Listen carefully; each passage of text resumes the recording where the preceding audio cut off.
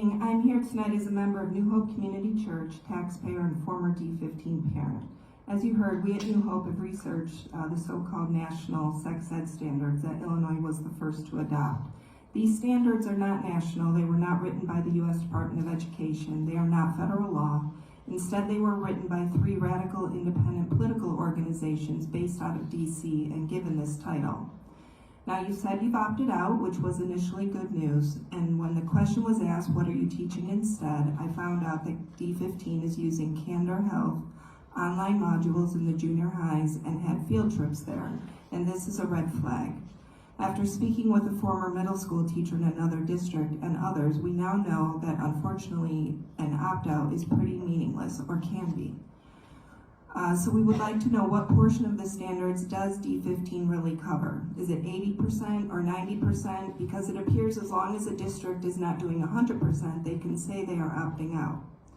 I was told that kids at some schools on the first day of school were told they can use any bathroom they want in D15. Is this true? Boys and the girls and the boys?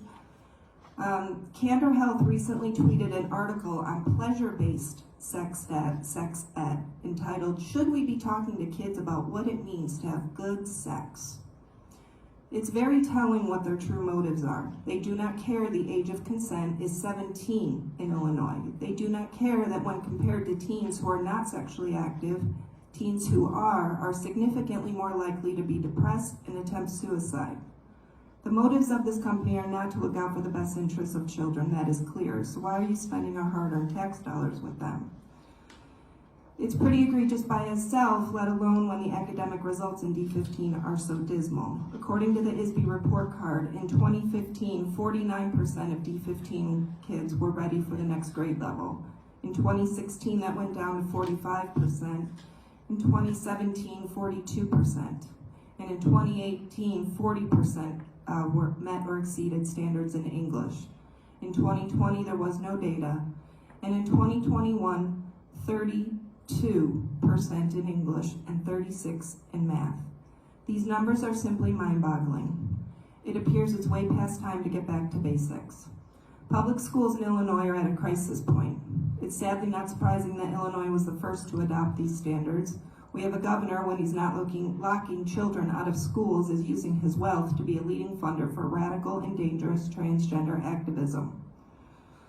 As reported in the Northcote News in January, the Pritzkers donated $6.4 million to Lurie Children's Hospital in Chicago, the same Lurie Children's that was reported by Chris Rufo to promote a binder exchange program to assist teen girls in binding their breasts to look more masculine. They also promote a kid-friendly website that has a sex shop selling sex toys, and much more. Also, the non-regulatory transgender guidance from ISB is punitive against teachers who disagree with the insanity and requires schools to deceive parents about their own children they've loved and raised their entire lives. The people in charge here in Illinois think if there's a disconnect between someone's brain and their body, that the answer is to mutilate and sterilize children. Teaching kids whose brains are far from fully developed this ideology has led to kids who are now suicidal because they've changed their minds and can't fix their bodies.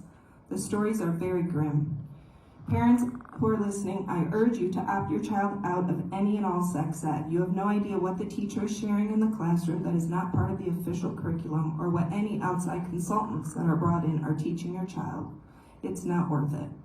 I urge this board and administration to get back to basics. Respect parents who have raised their children according to Christian values. Keep politics, radical gender ideology, and the sexualization of children out of the classroom. Push back against the cruel insanity coming from the so-called leaders in Illinois. Thank you.